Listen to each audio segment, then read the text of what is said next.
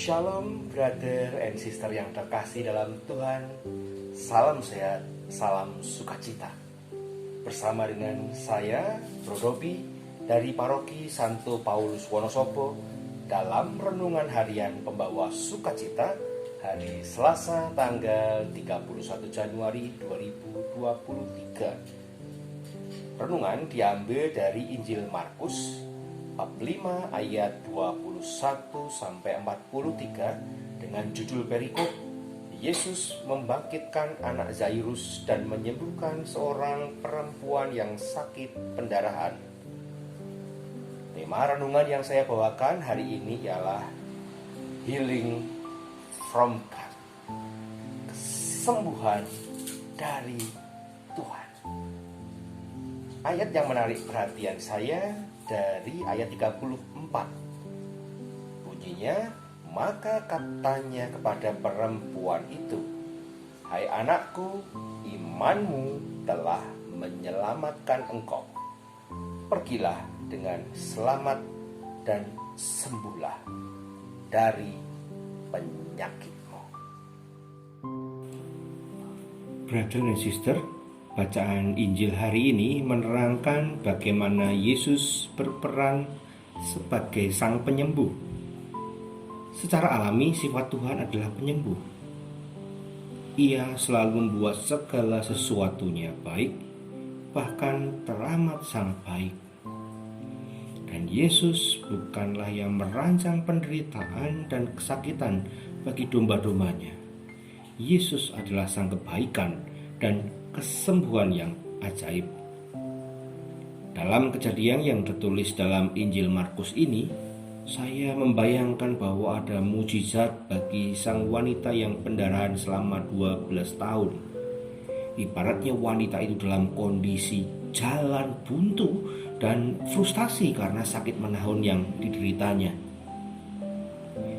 Dalam gambaran saya, beberapa menit sebelum kejadian, di dalam kerumunan orang, ia yang dalam kondisi sakit, pendarahan, tidak bersih atau najis dan menderita, tersungkur menyentuh jubah Yesus. Dan karena imannya kepada Yesus, wanita itu mengalami mukjizat kesembuhan. Dia menjadi bersih. Wanita itu tidak lagi kesakitan. Ia yang sudah banyak menderita lahir dan batin, kondisinya yang lemah di tengah kerumunan orang banyak yang berdesak-desakan, namun ia tidak kehilangan akal. Imannya menemukan akal. Ia menyadari sebagai seorang wanita lemah dan kondisi sakit, dia hanya ingin menyentuh jubah Yesus. Bagi dia itu sudah cukup. Dia benar-benar yakin bahwa sentuhan kecil itu pasti sudah cukup untuk menyembuhkan penyakit yang ia alami dan derita. Semua kejadian terjadi begitu cepat dan tepat seperti apa yang dia amini dan imani saat itu. Memang wanita itu harus melewati masa-masa yang mendebarkan, karena Yesus lalu ingin tahu betul siapa yang telah menyentuh jubah dia. Saya meyakini penyembuhan itu terjadi karena ada suatu kekuatan yang keluar dari diri Yesus. Brother and sister, saya akan memberikan pengalaman iman kecil saya. Tanggal 9 Juli sampai 3 Agustus 2021 merupakan masa ujian iman saya ketika saya sekeluarga terkena COVID-19. Saya sendiri awalnya hanya mengalami demam ringan dan gejala flu biasa. Namun perlahan gejalanya semakin parah dari hari ke hari. Saya mengalami juga BAB berdarah-darah. Dalam 3 hari itu ada 18 kejadian. Lalu saturasi oksigen juga menurun. Semua buah dan rasanya sakit, dan kondisi isolasi saat itu saya tidak bisa bertemu siapapun. Dengan kondisi itu saya sebenarnya juga merasa seperti orang najis.